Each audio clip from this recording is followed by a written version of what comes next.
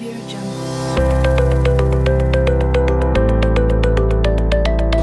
We have the display unit, we have the control unit, we have the power supply. And by the programming, what we are to achieve, or what we want to achieve, is that we are asking it to start by initializing the system, start the real-time clock, collect sensor data, stabilize sensor data, calculate power and energy display result. Is the multimedia card available? If it's available, proceed to store data in multimedia card. If it's not available, go back to start. That is exactly how the program works. Result and analysis, we have in the T test validation, validating the result based on the standard unit and the design result. When T test was applied, we discovered that there was no significant difference between the result we got and the standard measuring unit. Using the alpha level of 0.05. Energy profile from SD card is in an hour. Systems that are measured against standard instrument. That is exactly what I have explained here ab initio. We have the voltage, actual voltage, and displayed on real time. Energy is measured and displayed on real time. That are stored for further analysis. System performed optimally against standard measuring systems. Thank you. Arduino board, the circuit system here is very complex, and there is need to redesign the system using printed circuit board. Data security should be improved, because once you have some of these data, it can be interfered with. We have the next phase, working meters and remote communication. Thank you very much.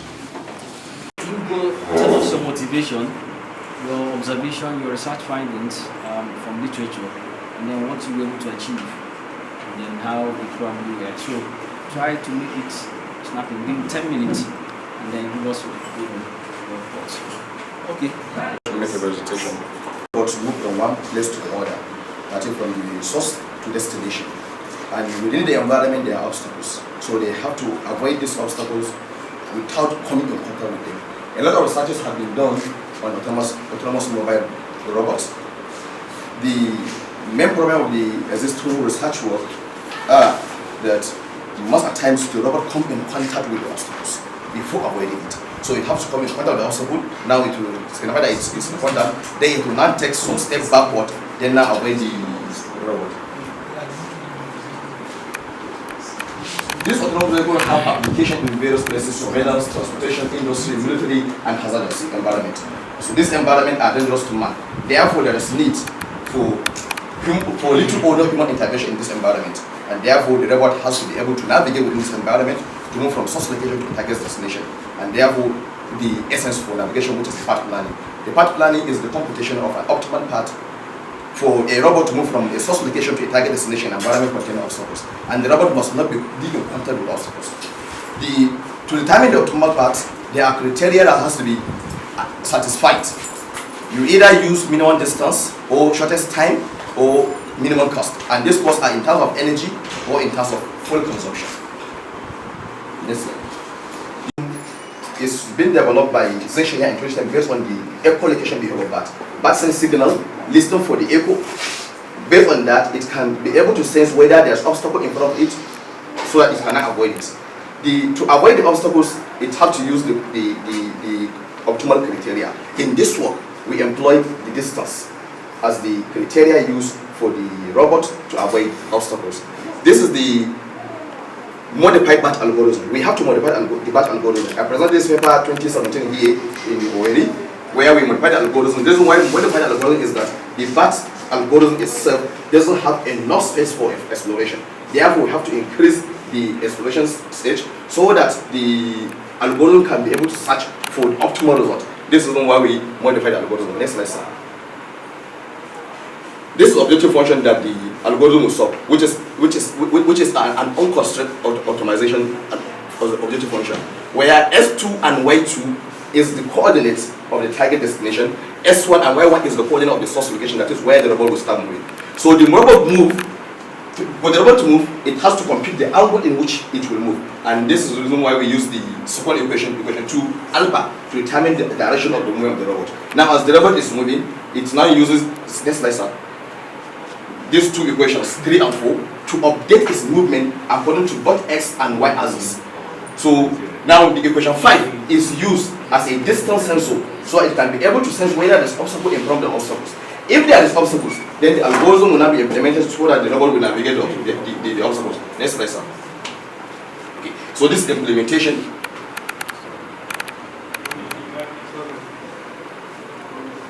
whether to avoid the obstacles. Now to avoid the obstacles, it has to solve that objective function, which is the distance between the robot and the target. Then it will now have to compute the optimal distance, that is the path with shortest distance, so as to reach the destination in shortest time. And it has to do that without coming in contact with the obstacles. So this is why, if you look at it, function for the robot to reach the target. And if you look at it from here, as the robot moved, it was able to navigate and reach this target. This is the starting point and this destination. This one are the parameters of the BAT. We use 25 population, the frequency at the initialization is 2, and the pulse rate and loudness, they are the control parameters of the algorithms. Next slide, sir. Okay, this is the problem we solved. If you look at it, we obtained this from the work of Yogita et al. 2010, Yogita et al. 2015, Yogita et al. 2016. She used Coco Fly algorithm, she used Firefly algorithm, she used ABC algorithm. So we compare our work with the BAT algorithm and the ABC. For BAT algorithm, if the robot has to reach the obstacle before it's know that it's encountered with the obstacles. And that's the reason why we modified the BAT algorithm in order to have enough exploration stage so that you can search for optimal solution. If you look at it, this is the implementation of the BAT algorithm and the artificial B algorithm, while this one is the implementation of the modified algorithm that we presented. So in both scenario, this one obtained a better optimal path, a shorter path, and a minimum time for the robot to move from the source to target destination, all when you compare with the existing research work. Next slide. This is the comparison we made. We consider 3 environments. All environments are square, 100 by 100 square environment, 120 by 120, and 160 by 160. And in all scenario, we look at it, the blue represent the BAT algorithm, the orange represent the artificial bee colony algorithm, and the ash represent the proposed technique that we use to implement the BAT algorithm. In all scenario, whether the environment is 100 or 120, 130 or 160, the modified obtain the better result. Now conclusion, this paper presented a dynamic path plan technique for autonomous mobile robot in an unknown static environment where we don't know the location of the obstacles. The performance of the algorithm was obtained based on the path generation, that is optimal path, and the time taken for the robot to move from source location to a target destination.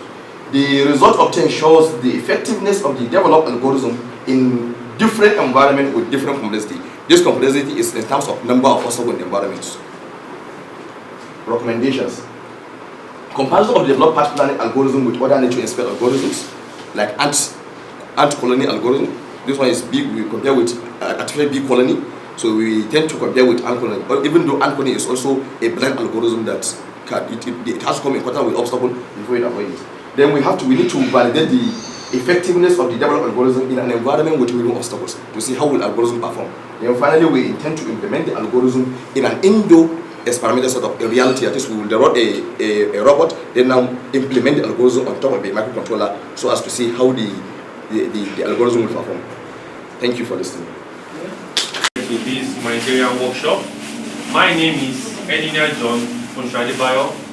I'm the IEEE Region 8, that's Europe, Middle East and Africa Humanitarian Subcommittee Chair. Humanitarian simply means the goals of United Nations.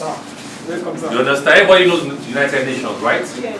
And the 17 goals of United Nations, let me just quickly, that's the humanitarian committee on that, that's President on.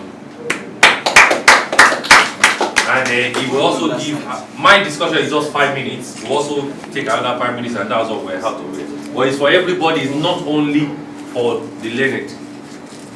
It's for everybody. Now, United Nations Millennium Development Goals has failed. You know, they always say Vision 2020, but now they are talking about Vision 2030. So they now reduce all those goals. What are goals? I am here in Owerri for a purpose. So my goal is to arrive Owerri, sound, and then to give this talk. So because a life without purpose is a purposeless life. So United Nations now gave us a summary, 17 goals that can make our life better. You don't have to go to school to understand that it's no poverty. Nobody is born to be poor. You don't have to go to school to say you don't want to be hungry. Good health, quality education, gender equality, clean water, and so on, renewable energy. All these are the 17 goals that United Nations wants to drive with Africa. So the presentation today enabled or even created an enabling environment to drive these goals. Now all those goals I showed you, they are 17, they are online. We can't do everything at once. So you have to take it a step at a time. Next slide. In Europe, Middle East and Africa, these are the people coordinating the humanitarian goals for the IEEE. This is me. By God's grace, I am the chair, and the immediate past chair, the immediate past chair is from Greece. That's Alex. We're all meeting next week in Malta. And Maria Alexandra Zandra Pon is from Switzerland, and she's also coordinating our own activities there. And Hamid he works in Qatar, he lives in US. So all these have dedicated their little time to understand the goals of United Nations, so that by 2030 we will not be failing again. Next slide, please. So what are the key things about humanitarian? To increase awareness, when you see HAC means Humanitarian Activities Committee. Okay? Where you see, and we also need to increase number of projects. We need to ensure so many things. Next slide. I don't want to bore about all these discussions. We have a short term and a long term goal. Next slide. Next slide. On. Now, no, previously. No, previous. Yes? Now, we need to look at how we can take root in global events, and that's why we're here. We are here to participate in Mechatronics conference, okay, so that we can add value even in mechatronics. Let me project that United Nations stuff again, if you can. Tell us what is the problem you have in all this. We have proposals that we can write up and you get funded. We have a funding that is ongoing presently, as I invited Prof. Last year, they funded solar training all over Nigeria. And we came to Futo to do it as well. And I was in the restroom when, okay, I'll call him after Prof. He will come and give his own testimony. Now, we empowered over 350 women. Like I said, you don't have to go to school before you know you need all this. So the women, we empower them on how to make electricity. Now, electricity is very easy. Okay? I promise I will distribute this. Please. I promise I will distribute this in the night. So, yeah, that's Dr. Kennedy. He anchored the solar training for last year in Futo. And when we're starting again this year, we won't say because we've been to Futo, last year I will not come back again, because electricity is a serious business. Please, can you share this with everybody? Let me teach you how to unlock it. No, make sure. Wait. Provides networks, server storage, and application as services provided by cloud service providers.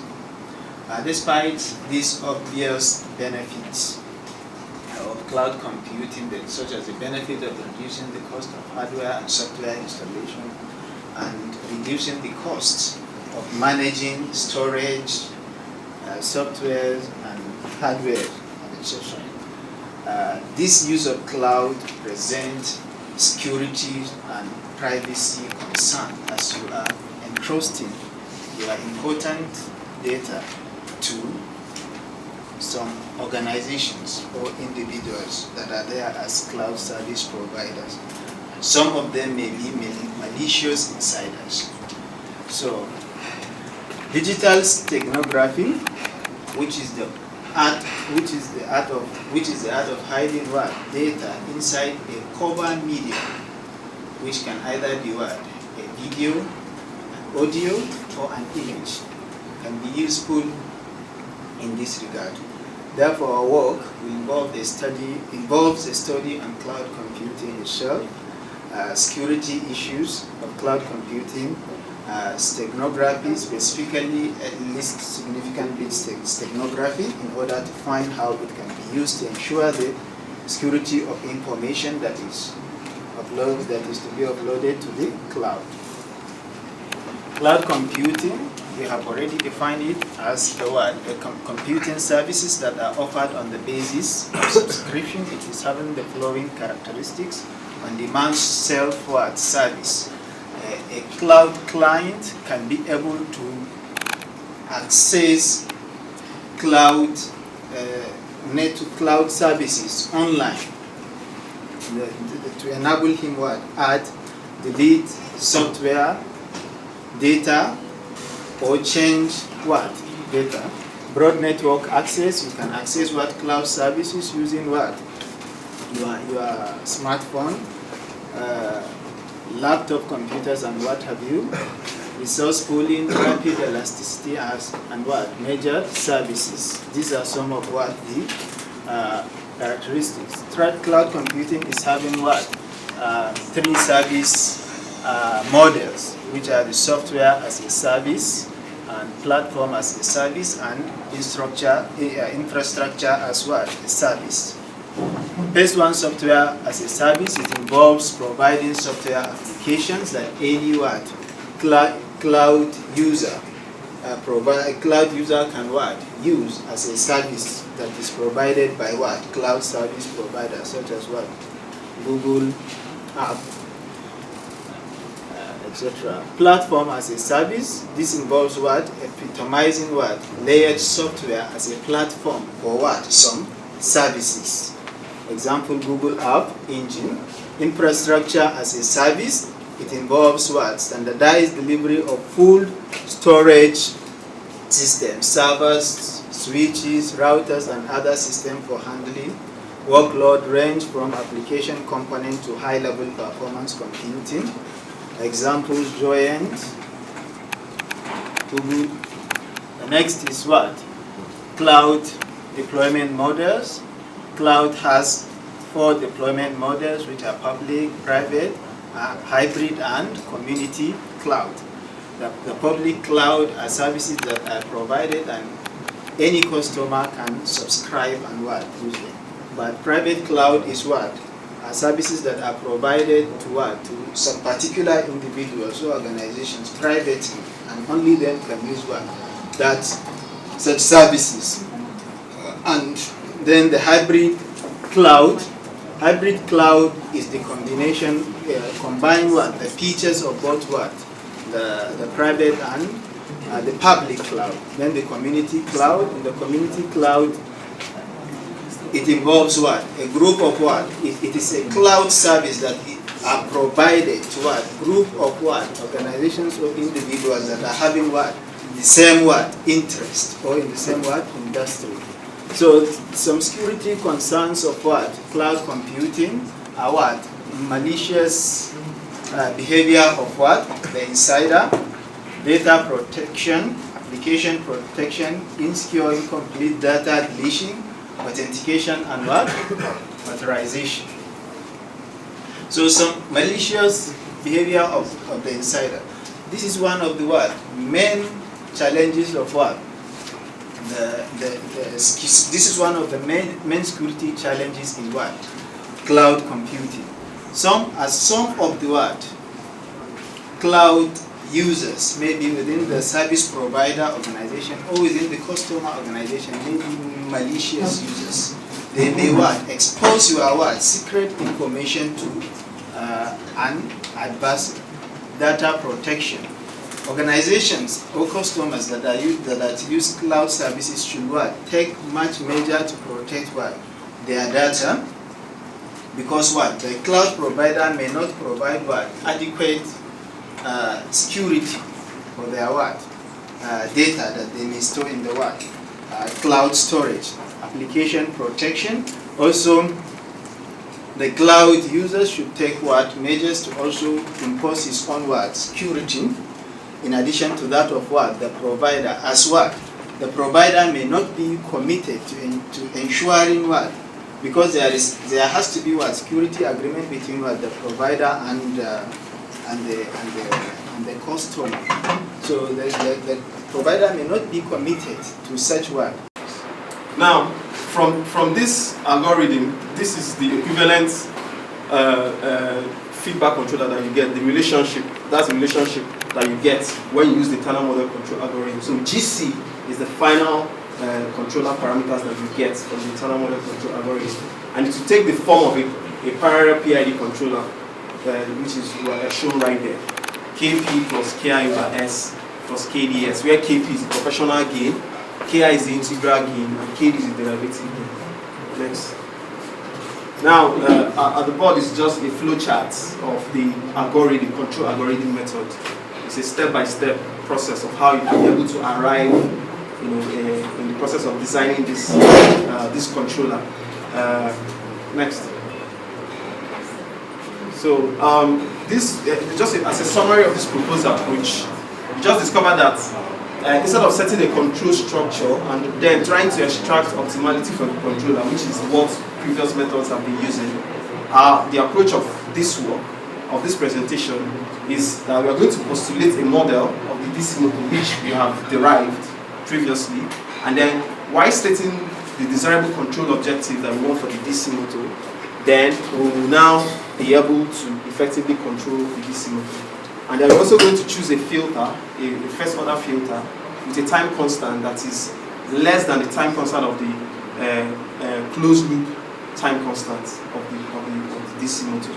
That will enable us to be able to ensure stability and robustness for our system. Okay, next. Now you can see from the results, the blue output is the one of the conventional method. You can see that it's oscillating.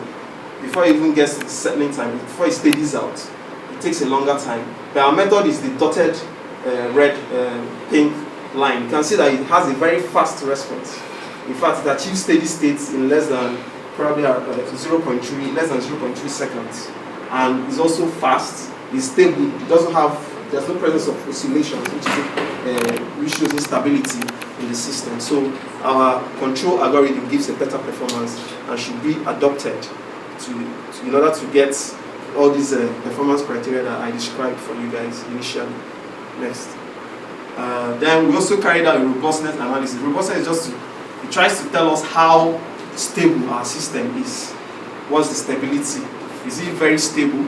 So the recommended value is that for a system to be very robust, it has to be around 1.6 and should not exceed 2 as a value. Another literature also recommended a value between 1.4 and 1.8 to show that your system is very robust. So from the performance analysis, you can see this is a summary of the performance criteria of our controller.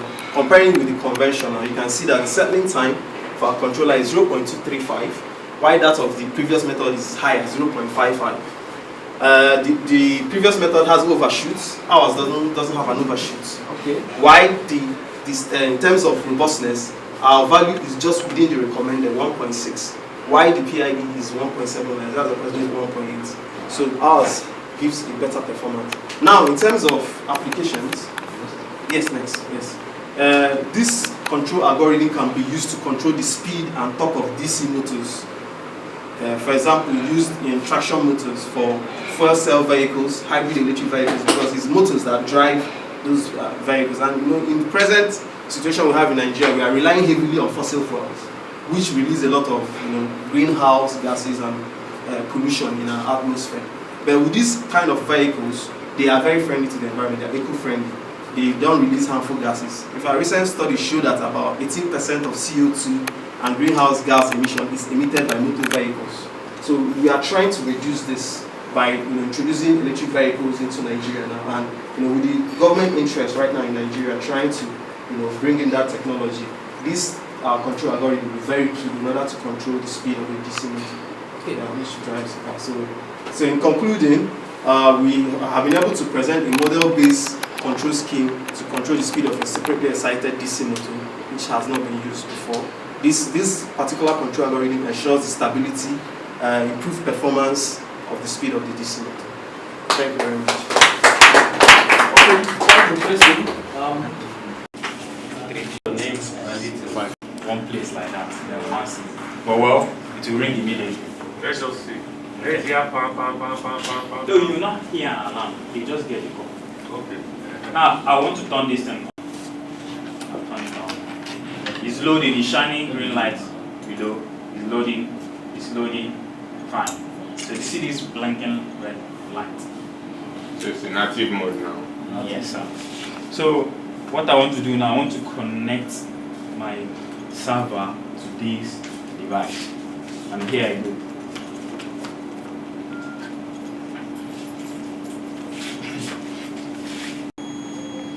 Now you get the call in a few seconds, and when you get the call, it will be 10 times dial. So it has noticed movement, right? Yes. So it has come. It will now cut it. You still get the call again for more 9 times. That is information. You still get it. You keep my running through that.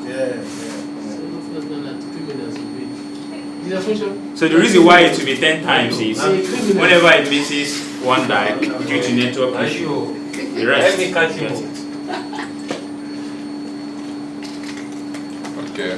Okay, thank you. Thank you.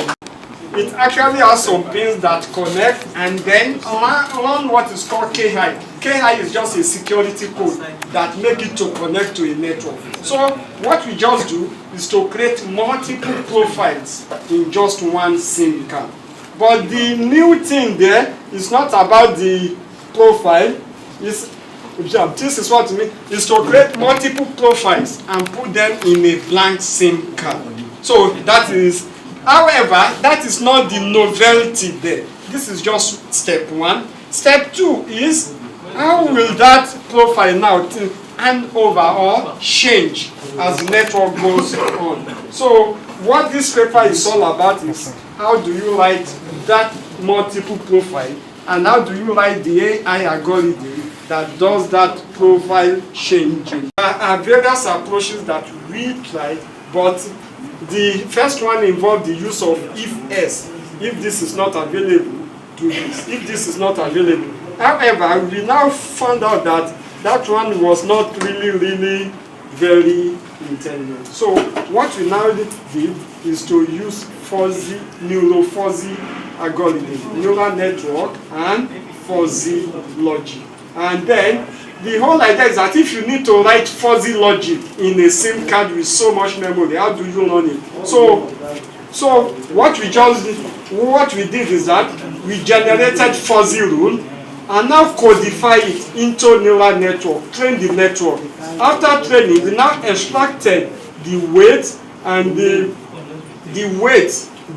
interconnecting weight and the coefficient of the activation function and form a linear equation. So the linear equation can easily be written into the SIM card. That is just the novelty that we have done here. First one, writing more than one profile on a single SIM card, and then writing the intelligent algorithm that will do the handing over. That's what this first one is all about. So, okay, step by step method of programming multiple profiles in the same card. That's just what I've explained how we did it. First one, we purchase a black SIM card, develop many profiles. Yeah, you have your hard disk, for instance. Yes, sir. Those days when we were still growing up, the next thing you now partition them into Yes, like sir. 4 different Yes, sir. partitions. And each of these partitions will be given a separate drive letter. Yes. A, maybe C, D, E, F. Exactly, sir. And they'll be operating independently. Yes. The SIM card, since it uses microprocessors, Exactly, sir. and it is independent, Yeah. if you are now programming 4 SIM cards in one, does it mean that when you get that super SIM, you will partition it into 4 different modules, and each of the modules will be dedicated to a particular SIM, so that when the signals are coming and it identifies that a signal belongs to this partition, it goes there and handle it. For the other partition, it goes there. There will be a program that will be sensing the signals coming in, and since there are 4 partitions on the SIM card, it will determine this is Airtel. It takes it to Airtel and it picks the signal, you make your call. This is Glo, it takes it to Glo. This SMS is going to Etisalat, it goes to Etisalat. Is that how your own work? No. As you said, it's like a storage device. What you store there is just maybe a number. Let's say your PIN code. So there is now an algorithm that now select which of those PIN code loads. So at a particular point in time, that SIM is just one network, but there is an algorithm at the front that determines what network you need. Answers that question. Yes. Yes. And the 4 calls coming. Okay. How will it handle it? Okay. It's still related to my question. Yeah. It will now. Thanks a lot. It can handle all the 4 calls at the same time. It can only handle one at a time. But what now determines which one is that it uses the receive signal, that is QoS, quality of service, of all the network, and determine which one. Does it not use a first come first serve? No. Because the 4 calls may not come in simultaneously. Okay.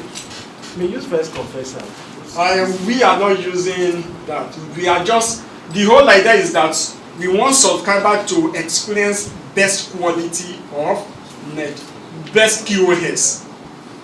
Like, let me re-explain it now. We are handling it from the receiver, from the user point of view. We want to make a call now. So it will now determine which of the network has the best QoS as at that time, and use that to That answer. means your programming is not full programming now. It is still selective. You just selected some services, and that is what you put into the module. Not complete SIM service. No, is it the full complement of the SIM service? Full one. That's that they won't suffer in the allocation of bandwidth. And of course, with this network we have in Nigeria, whereby bandwidth is an issue because of availability and cost, most of the times we have a constraint, in the utilization of the available bandwidth. And that's why sometimes, we make bank transfers and we are taking validate and simulate ones of the scheduler. So this is, in essence, the physical architecture. As you can see, we have source packets coming in from different applications. We use different technologies, the classifier, the token bucket, the DIFSAP scheduler, the weighted round robin scheduler to actually get the hybrid operation. So the packets coming in are actually classified at the first point, as voice and non-voice.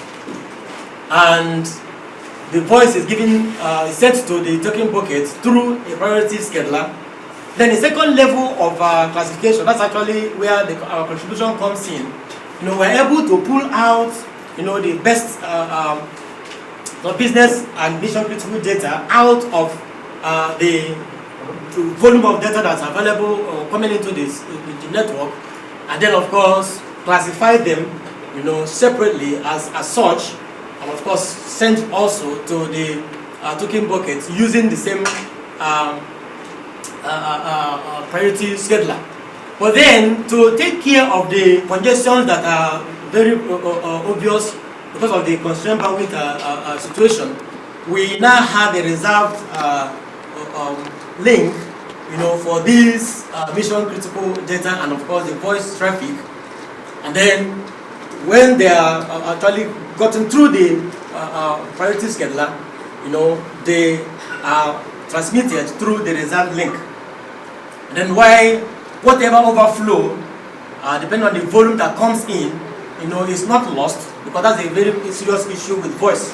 Losing a packet of compressed voice, makes the perception, reduces the quality of perception. So because of that, the surplus packets, rather than being discarded, are now forwarded to this model. Where the rest of, in this work, we had 4 classifications. The voice, business and mission critical data, video, and then of course the best effort data. So this excess traffic of voice or the business and mission critical data is now forwarded into the DSAP model, where through the different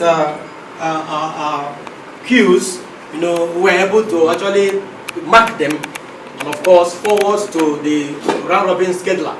In the round robin scheduler, the queue length is calculated using the input, the volume of traffic that comes in for each of these traffics. And then when they now come into the list, we calculate the weight, of the traffic coming in, and then it is that weight that is used in the round robin, so the weighted round robin scheduler, to transmit through the shared link. And the order is such that the traffic that has the highest weight within every round robin time schedule, is actually forwarded first in that order. But then if after computing the weights, the system observes that all the weights are equal, the priority values are now used. In the priority values, the voice or mission critical data is given the highest priority value. Video has the next highest value, and then the best default data by default has the least priority value, and that is used in the case where all the weights are equal. Please, let's start, please. So that's the network topology using the riverbed modeler. Okay. And in the results, we are able to compare the performance, of the proposed algorithm with several existing algorithms, and we're able to, looking at using 2 parameters, the end-to-end packet delay or the month-to-year delay, and of course the packet loss to evaluate the performance, and we're able to observe that the proposed algorithm has a better performance in both using both parameters. Humanitarian technology. If you go to IEEE website, the site group have proposals in the range of $20,000 to $60,000. There's one we are currently assessing. So as I'm giving you this, go home and make inquiry about site. Find that project in your local communities. People don't have potable water supply. People don't have energy supply. You can do a proposal. If you meet the criteria, you might be selected in Nigeria. We have assessed over $15,000 from sites. We've been doing solar projects all over the country.